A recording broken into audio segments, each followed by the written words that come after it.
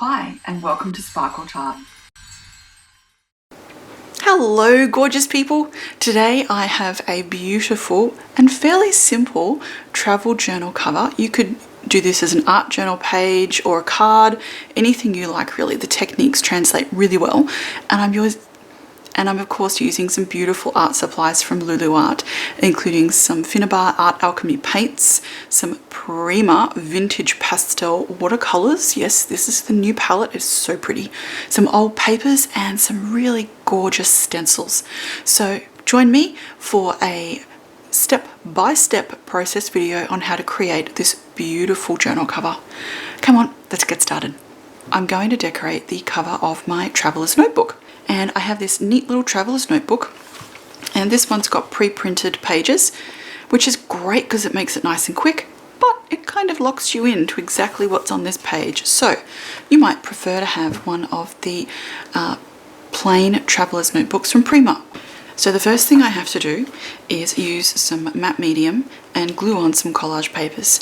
Now I'm going to use things that I've got from Lulu Art and stuff that I've collected, but the other thing I'm going to do is add some bookbinding tape because I've noticed that the spine is already getting a little bit frayed. You can see the pages coming out here.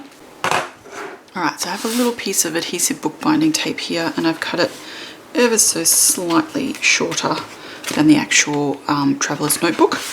I'm just going to peel off the backing and stick this down. Just make sure to smooth it down with your fingers.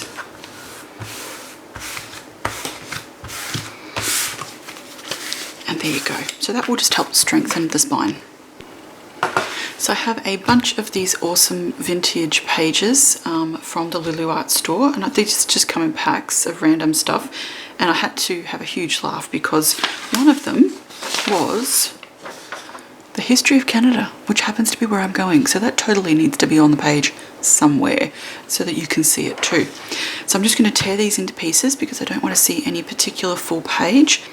Alright, so I think that has a nice variety of tones, a nice sort of section down the middle.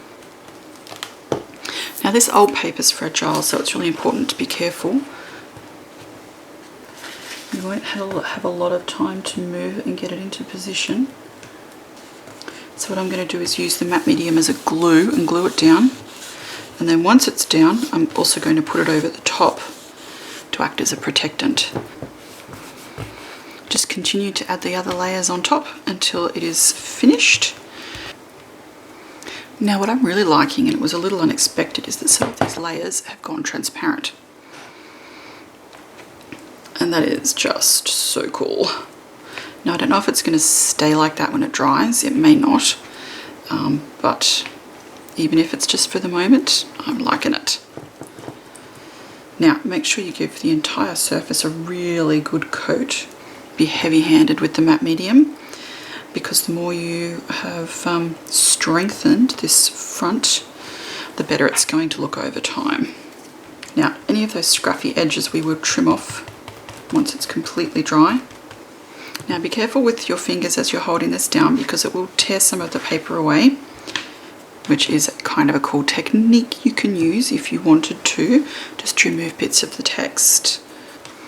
Now once the paper gets saturated, it can become quite easy to damage, so once it's fully covered, leave it to dry. Now I'm going to add some colour with some archival ink. I'm going to use some stamps and a couple of different colours. I've got pale ochre and tree branch. And I'm going to start with those and we'll see how that goes. So I've got a gorgeous stencil from Holtz, and it's got lots of travel words on here, and I've got the wonderful little applicator. I'm just going to apply a few words down the spine. I just have to quickly see what might fit. Now I'm using archival ink because that way if I add anything wet over the top it won't run.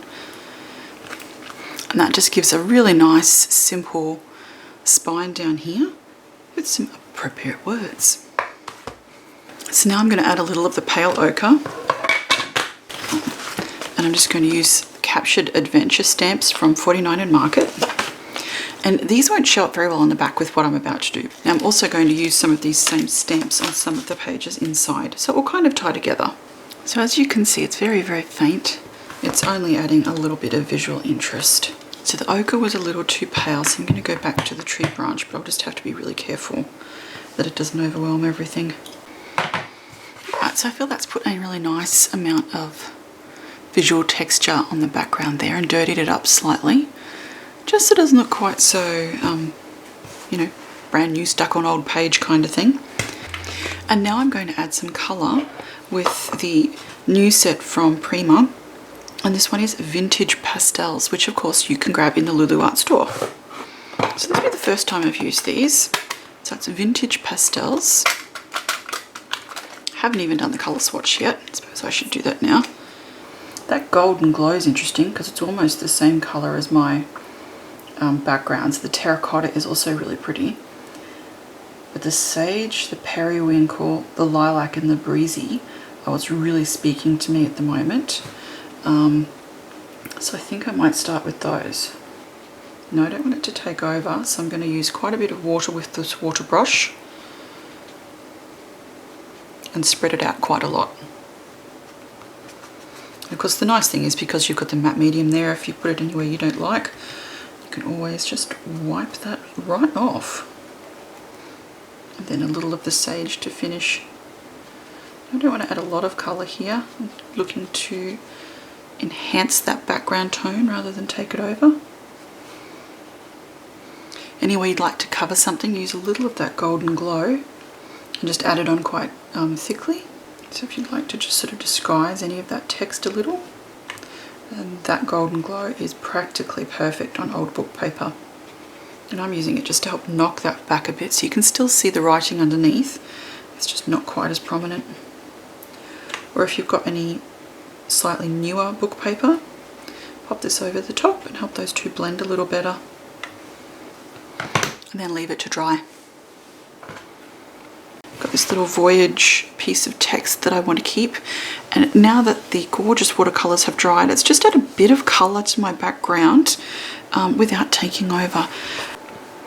Now for the focal point for my gorgeous journal cover. I've got a variety of brushes here and some of the Art Alchemy paints from Finnabair. So I've got Aqua Rose in the Opal Magic, Pink Blush, Wild Fuchsia, Rich Turquoise, Crocus Fields, Blackberry.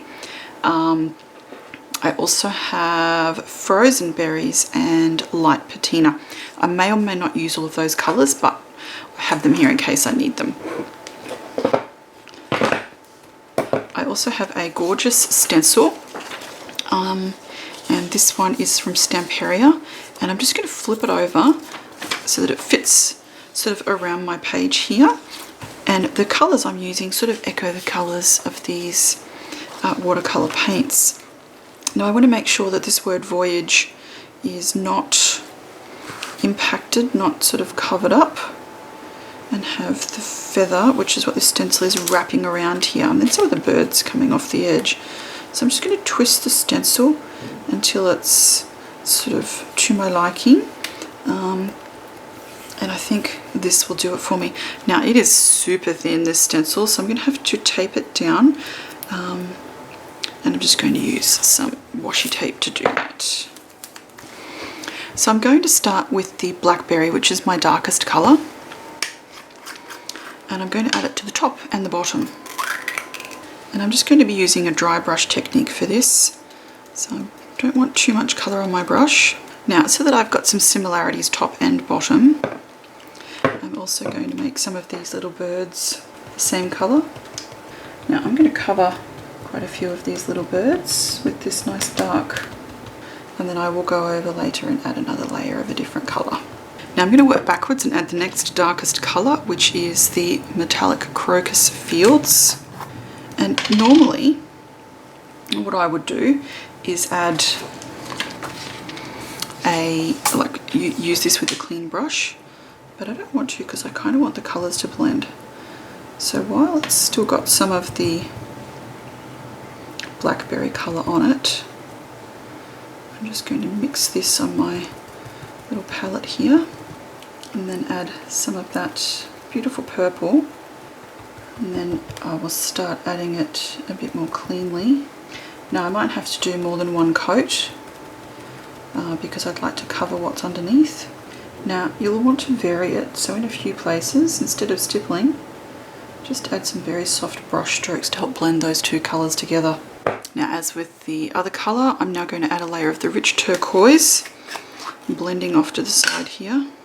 And as I said before about blending, just give a few little swipes of the brush, just where those colours meet, to get that softer blend from one colour to the next. Now, if you like, you can also add a bit of this blue up where the birds are, just so that they're not all the one colour. Add as much or as little as you like. Almost down to the end of the colours here. This is the fuchsia. Now I'm just going to wipe my brush off in a piece of paper towel at the moment. I can't use water because the minute I add water to this, I'm going to get a different sort of quality to the paint. And I'd like to keep it a bit more consistent than that the whole way down. Alright, so I don't want to redo everything. I just want to get a bit of extra colour down where it's required. And that's basically just sort of this area through here. So I'm going to start with the Crocus Fields and go and add another layer of that over the top. I've swapped to my little Jane Davenport travel brush because I've had to wash the other one. And again, I'm just using that same dry brush technique. Now I'm going to need to wait for that first layer to dry, then I can come in with my second coat to make it a bit brighter and bolder.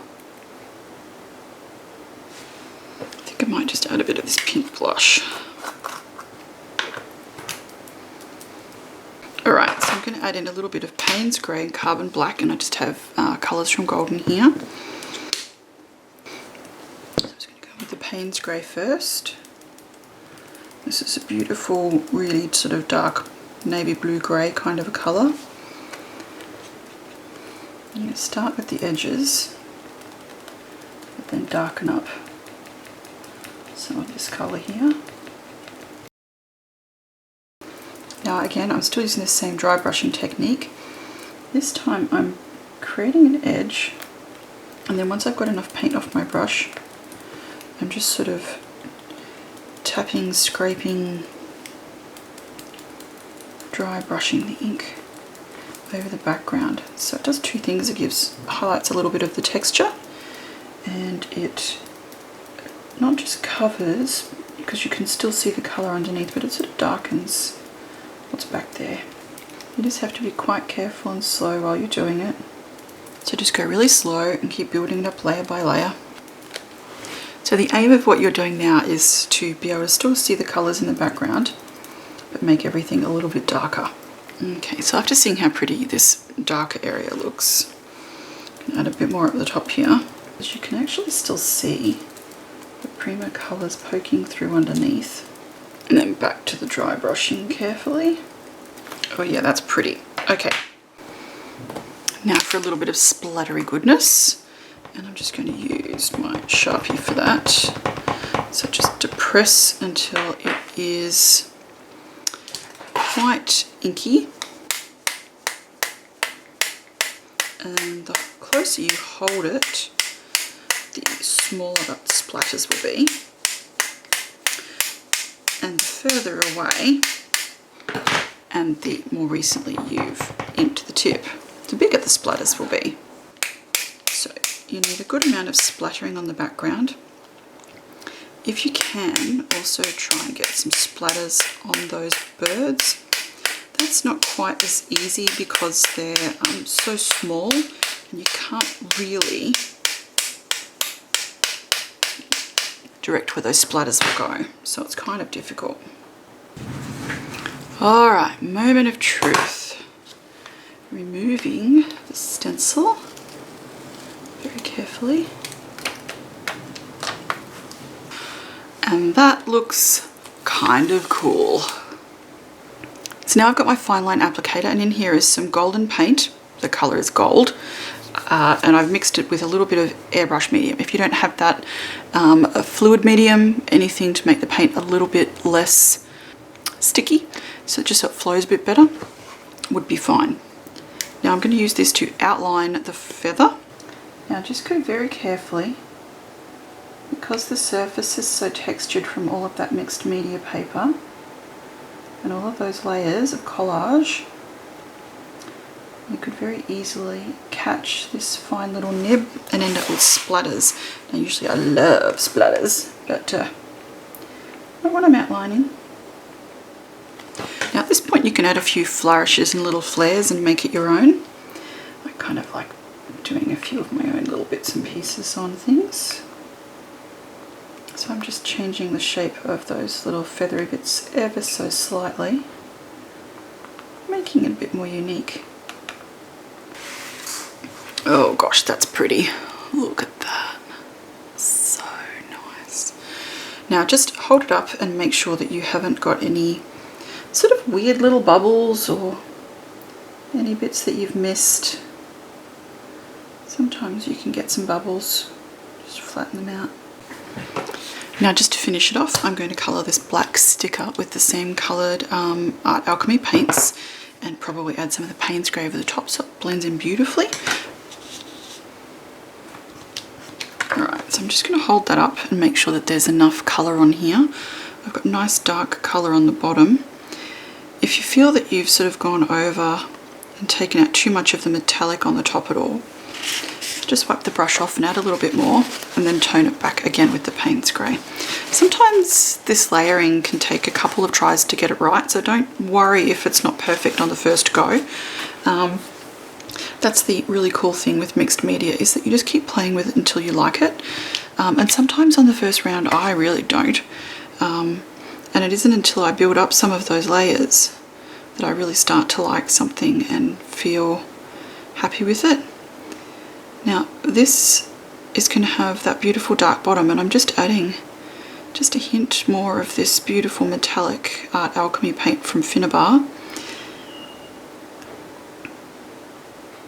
I love the way that you can just sort of build it up until you get what you want. And for me, just this touch of additional metallic in the top there is sort of really helping the way I feel about this. It's sort of, I don't know, I like it.